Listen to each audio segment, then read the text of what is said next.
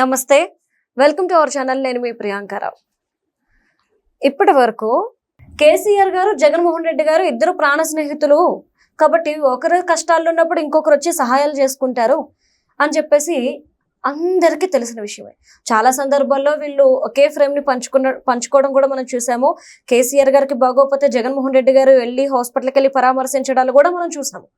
కానీ ఏపీలో డిఎస్సికి సంబంధించి ఒక ఇష్యూని రేస్ చేసి వాళ్ళు ధర్నాలు చేస్తున్నారు వైసీపీ వాళ్ళు. ఇక్కడే అసలు ట్విస్ట్ నెలకొంది. సాధారణంగా ఇది చేస్తుంది వైఎస్ఆర్సీపీ వాళ్ళు కాబట్టి అక్కడ వైఎస్ఆర్సీపీకి సంబంధించిన పోస్టర్లు వెలవాలి, అందులో జగన్మోహన్ రెడ్డి గారి ఫోటో ఉండాలి. కానీ ఏలూరు నియోజకవర్గంలో ఒక పోస్టర్ ఈరోజు సంచలనంగా మారింది. ఏంటి అంటే కేటీఆర్ గారు, జగన్మోహన్ రెడ్డి గారు కలిసి ఉన్న ఒక పోస్టర్ని లాంచ్ చేశారు వైసీపీ వాళ్ళు. ఇది చూసాక ప్రతి ఒక్కరికి డౌట్ రేస్ అవుతుంది. ఏంటి అంటే కేటీఆర్ గారు ఏపీ పాలిటిక్స్లోకి అడుగు పెడుతున్నారా, ఎందుకు జగన్మోహన్ రెడ్డి గారు సపోర్ట్ చేస్తున్నారా, లేదా జగన్మోహన్ రెడ్డి గారు ఎత్తిన ఈ డిఎస్సి ఇష్యూకి ఇక్కడున్న కేటీఆర్ గారు సపోర్ట్ చేస్తున్నారా? అసలు ఈ పోస్టర్ వెనుకున్న కథ ఏంటి తెలుసుకుందాం. మనతో పాటు సీనియర్ జర్నలిస్ట్ శేషరావు గారు ఉన్నారు, ఆయన అడుగుదాం. నమస్కారం సార్. నమస్తే సార్. అంటే ఏలూరులో ఈ డిఎస్సికి సంబంధించిన వైసీపీ వాళ్ళు ధర్నాలు చేస్తున్నారు. దానికి సంబంధించిన పోస్టర్లో కేటీఆర్ గారు, జగన్మోహన్ రెడ్డి గారు ఇద్దరిని కలిపి ఒకే పోస్టర్లో వేశారు. ఇది చూసిన తర్వాత బ్యాక్ అండ్ పాలిటిక్స్ ఏం నడుస్తున్నాయి అనేది ఎవరికి అర్థం కావట్లేదు.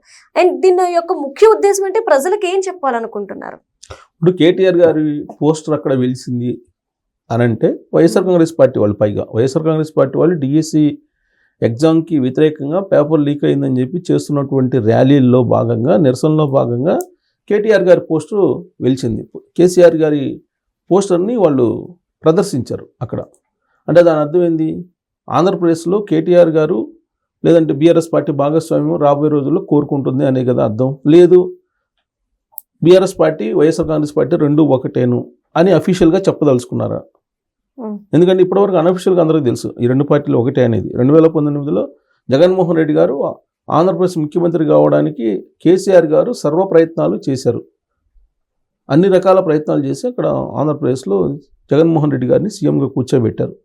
2019 నుంచి 2024 మధ్యలో అమరావతి కూలిపోయింది, మనం బాగున్నాము అని చెప్పారు. ఈ రెండింటిని ఒక చోట చేసి చూస్తే జగన్మోహన్ రెడ్డి గారు అక్కడ ముఖ్యమంత్రి అయితే కానీ తెలంగాణలో బీఆర్ఎస్ పార్టీ పరిపాలన బాగుంది అనేటువంటి అభిప్రాయం ఉండదు. అదర్వైజ్ కష్టం. ఇది రాజకీయ వర్గాల్లో చంద్రబాబు నాయుడు గారి గురించి, కేసీఆర్ గారి గురించి, జగన్మోహన్ రెడ్డి గారి గురించి తెలిసిన వాళ్ళు ఎవరైనా చెప్పేటువంటి మాట. సరే, ఈ టైప్ ఆఫ్ విశ్లేషణ పక్కన పెడితే అసలు కేటీఆర్ గారికి మనసులో ఉందా ఆంధ్రప్రదేశ్ మీద, ఆంధ్రప్రదేశ్లో పోటీ చేయాలనే ఆలోచన ఉందా అని అంటే ఉంది అని చెప్పి అనుకోవడానికి ఆయన గతంలో చేసినటువంటి కొన్ని వ్యాఖ్యల్ని మనం ఉదాహరించవచ్చు. ఏంటి అని అంటే భీమవరంలో నేను పోటీ చేస్తానని చెప్పి గతంలో అన్నారు ఆయన. ఎందుకని అన్నారు? మళ్ళీ అక్కడ జగన్మోహన్ రెడ్డి గారు ఉంటే ఏదో చేయాలని ప్లాన్ చేశారు వీళ్ళిద్దరూ. అందుకే బీఆర్ఎస్ పార్టీ ఆఫీస్ని విజయవాడలో ఆఫీస్ని కూడా పెట్టారు, బీఆర్ఎస్ పార్టీ ఆఫీస్ని.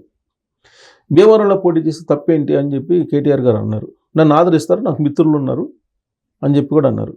ఎందుకు ఆదరిస్తారు అని అంటే తెలంగాణ అభివృద్ధిని చూసి నన్ను ఆదరిస్తారు, అక్కడ ఆంధ్రప్రదేశ్ ఏంది, తెలంగాణ ఏంది, రెండు ఒకటే, సోదరభావం అని చెప్పేసి అన్నారు. అంటే వాళ్ళకు అవసరమైనప్పుడు సోదరభావం, సహోదరభావం ఇవన్నీ చెప్తారు. లేదు, ఇప్పుడు ప్రతిపక్షంలో ఉన్నారు కదా, తెలంగాణ సమాజం వాళ్ళని దాదాపు ఫామ్ హౌస్లో కూర్చోబెట్టింది కదా, వాళ్ళకి మినిమం ఆడ వైఎస్ఆర్ కాంగ్రెస్ పార్టీ కను ఇక్కడ ప్రతిపక్ష హోదా ఇచ్చారు ప్రజలు.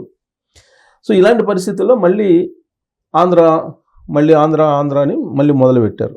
చంద్రబాబు నాయుడు గారు బూచి, లేకపోతే రేవంత్ రెడ్డి గారు ఇక్కడ చంద్రబాబు నాయుడు గారు ఇద్దరు ఒకటేను అని చెప్పి మొదలుపెట్టారు. ఎందుకు మొదలుపెట్టారు? అప్పట్లో కేసీఆర్ గారు, జగన్మోహన్ రెడ్డి గారు ఒకళ్ళే అని చెప్పేసి అన్నారు కాబట్టి ఇప్పుడు ఈ విధంగా ప్రచారం చేస్తారు.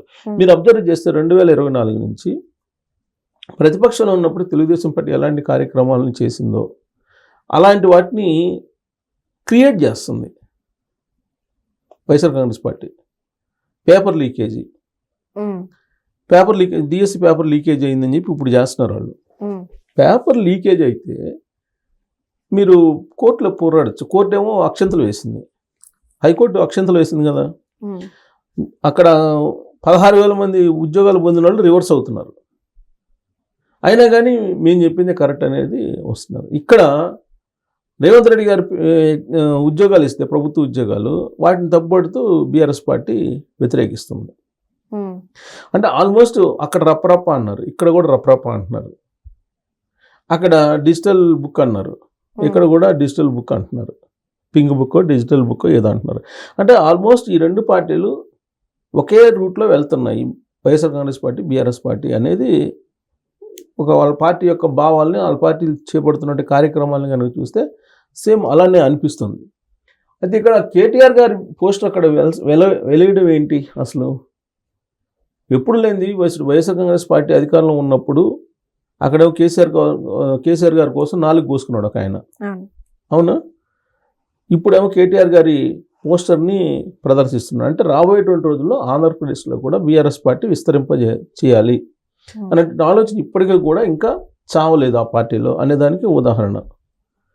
అయితే ఈ రెండు పార్టీలు కలిసి ఇక్కడ అక్కడ పోటీ చేస్తాయి రాబోయే రోజుల్లో అని అంటే రాజకీయాల్లో ఏదైనా జరగచ్చు. ఇప్పుడు కూటమి కనుక ఇక్కడ ఏర్పడింది అనుకోండి, తెలుగుదేశం పార్టీ, జనసేన, బీజేపీ కలిసి ఈ కూటమి ఇక్కడ పోటీ చేస్తే అనివార్యంగా వైఎస్ఆర్ కాంగ్రెస్ పార్టీతో పొత్తు పెట్టుకుంటుంది బీఆర్ఎస్ పార్టీ. అక్కడ కూడా పొత్తు పెట్టుకునే అవకాశం ఉంది. బీఆర్ఎస్ పార్టీ పొత్తు పెట్టుకునే అవకాశం లేకపోలేదు. ఎందుకంటే కూటమి రాబోయే రోజుల్లో రాజకీయ పరిణామాలు చాలా వేగంగా మారిపోయే అవకాశం ఉంది. పరిస్థితులకు అనుగుణంగా రాజకీయ పార్టీలు విధానపరమైన నిర్ణయాలు తీసుకుంటాయి. ఎందుకంటే బీఆర్ఎస్ పార్టీ లేదా ఆ రోజు ఉన్న టీఆర్ఎస్ పార్టీ చంద్రబాబు నాయుడు గారిని, తెలుగుదేశం పార్టీని ఆంధ్ర పార్టీ అన్నటువంటి వాళ్ళు 2009లో ఇక్కడ పొత్తు పెట్టుకున్నారు. సో కాబట్టి రాజకీయ పార్టీలు ఎప్పుడు కూడా ఆ రోజు ఉన్నటువంటి పరిస్థితులకు అనుగుణంగా విధానాలని మార్చుకొని రాజకీయంగా పొత్తులు పెట్టుకుంటారు. సో రేపు రాబోయేటువంటి రోజుల్లో ఈ 3 పార్టీల కూటమి, ఆంధ్రప్రదేశ్లో ఉన్న కూటమి కనుక ఇక్కడికి వస్తే ఖచ్చితంగా ఒక కూటమిని ఏర్పాటు చేసుకోవాల్సిన పరిస్థితి ఏర్పడుతుంది. దేనికి? వైఎస్ఆర్ కాంగ్రెస్ పార్టీకి. కూటమిని ఎదుర్కోలేము అనేటువంటి భావనలో ఉన్నారు.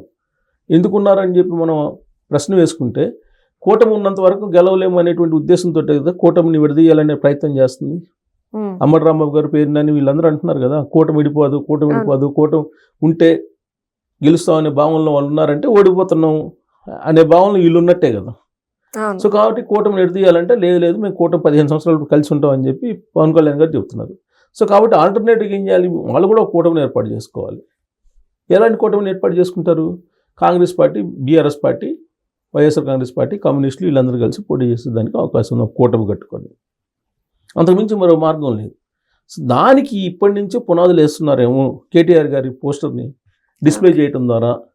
ఇప్పుడు కేటీఆర్ గారితో అక్కడ మీటింగ్ పెట్టచ్చు. పైగా ఏలూరులో ఇది జరిగింది. ఏలూరు కాన్స్టిట్యున్సీ పరిధిలో జరిగింది. అది కూడా నియోజకవర్గం ఎక్కడ? ఆ నియోజకవర్గంలో జరిగినటువంటి కార్యక్రమం జీలుగుమిల్లి అనేటువంటి ప్రాంతంలో ఈ పోస్టర్ వెలిసింది ఏలూరులో. అంటే దాని అర్థమైంది, ఏలూరులో ఇప్పుడు ఆల్రెడీ అక్కడ రాయలసీమ నుంచి వచ్చినటువంటి సీఎం రమేష్, అతని పేరు ఏదో ఉంది, రమేష్. ఆ రమేష్ ఇప్పుడు అక్కడ ఉన్నారు, ఏదో ఏలూరు ఎంపీగా ఉన్నట్టున్నారు ఏలూరుకి. సో ఇప్పుడు ఈయన కూడా వెళ్తే తప్పేంది, రాయలసీమ రంగం మేము తెలంగాణలో రావడానికి ఏంటి అని అంటారు. అదొక ఈక్వేషన్ రేపు రాబోయే రోజుల్లో. సో కాబట్టి రాబోయే రోజుల్లో ఈ కూటమి అనేది బీఆర్ఎస్ పార్టీ తోటి వైఎస్ఆర్ కాంగ్రెస్ పార్టీ కలగబోతుంది. ఇక్కడ కూడా తెలంగాణలో కూడా కూటమి కట్టుకొని బీఆర్ఎస్ పార్టీ ఎన్నికలకు వెళ్ళే అవకాశం ఉంది. కారణం ఏంటంటే రాబోయే ఎన్నికలు తెలంగాణలో కుల ప్రాతిపదికన జరిగేదానికి అవకాశం ఉంది. సో కుల ప్రాతిపదికన జరిగితే బీఆర్ఎస్ పార్టీకి కులం చాలా నామినల్ 0.4% ఉంది వెలమ. సో కాబట్టి రెడ్డి సామాజిక వర్గం ఓట్లు కాంగ్రెస్ పార్టీకి వెళ్తాయి. రేవంత్ రెడ్డి గారు ఆ ఈక్వేషన్ వేసుకుంటారు.